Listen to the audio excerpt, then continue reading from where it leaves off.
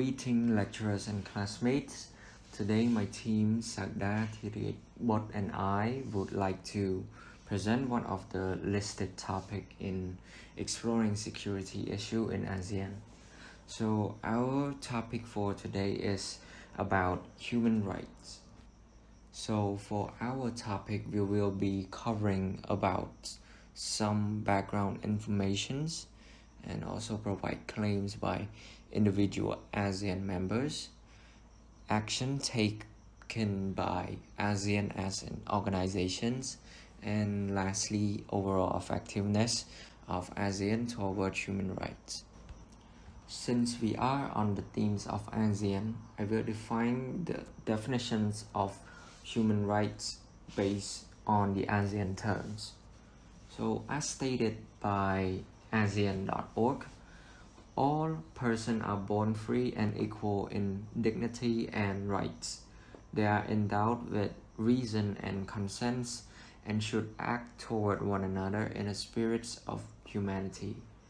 In other words, it is rights inherent to all human beings regardless of race, sex, nationality, ethnicity, language, religion, or any other status. Since the establishment of ASEAN, the goal for them is to maintain a cohesive, peaceful, stable, and resilient international environment. The promising led them to form an ASEAN Political Security Community, also known as APSC, which aimed to fully organize a rule-based community of shared values and norms. However, due to the concerning measurement of geopolitical and geoeconomics, conflicts of interest collide, so human rights violations usually arise. A great example for this is the Rohingya crisis. So that would bring us to the history and events that happened during the Rohingya crisis. So the Rohingya people are a Muslim minority groups residing in the western state of Rakhine, Myanmar, formerly known as Arakan. The religion of this ethnic group is a variation of the Sunni religion. The Rohingya people are considered stateless entities because the Myanmar government does not recognize them as an ethnic group. So as the result, they lacked in legal protection from the government of Myanmar and face a strong hostility in the country. The Rohingya people have been described as one of the most persecuted people on earth. They often try to enter Southeast Asian states illegally and request humanitarian support from host countries. One of the events that highlight human rights violation in this crisis was on the April 26th. Leader of the ASEAN convened for 30th ASEAN Summit, where they discussed an integrated, peaceful, stable, and resilient ASEAN community. Only one day prior to this summit, Reuters released a report documenting military operation by the government of Myanmar that killed hundreds of Rohingya and caused some 75,000 of them to flee back to Bangladesh in November 2016. Another event that highlights human rights violation in this crisis was on February 2017. A report by the UN High Commissioner for Human Rights described an unprecedented level of violence against the Rohingya, including the act of killing babies, toddlers, children, women, the elderly, and opening fire at people, burning the entire villages, massive detention, systematic rape and sexual violence, deliberate destruction of foods and source of food source.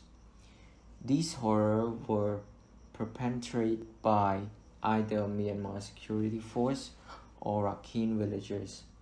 Shortly after the report was published, so that would bring us to the key players that involved in this crisis, otherwise known as actors. Those actors are the UN Security Council, the US government, China, Bangladesh, Myanmar, and the UK. So, how do ASEAN member states respond to this issue? Well, since ASEAN demonstrated to help promote human rights in the region, it needs to take some serious action to this Rohingya issue in Myanmar as well. Due to the fact that this Rohingya issue or problem is Myanmar's own internal crisis, the members of ASEAN do not have full control over this issue. The only thing that they can do are suggesting and help finding solutions that can help the Rohingya refugees to safely return to Myanmar. But these solutions can be implemented if only Myanmar agrees to take in those solutions. In addition to this, ASEAN member states are willing to help offer a helping hand when needed. An ASEAN member, Malaysia for example, they vowed to help Myanmar by helping the Rohingya refugees who are residing in Malaysia. Other countries like Cambodia and Thailand have supported Myanmar's decision and the repatriation, or in simple words, the return of the refugees back to Myanmar. As for Myanmar's own response, according to the Bangkok Post, after the second negotiation on returning the Rohingya refugees between Myanmar and Bangladesh, Myanmar has acknowledged that its citizens were tortured by its army, and because of this, some of its military personnel were punished. Plus, it is willing to take its citizens, the Rohingya, back and resettle them in Myanmar.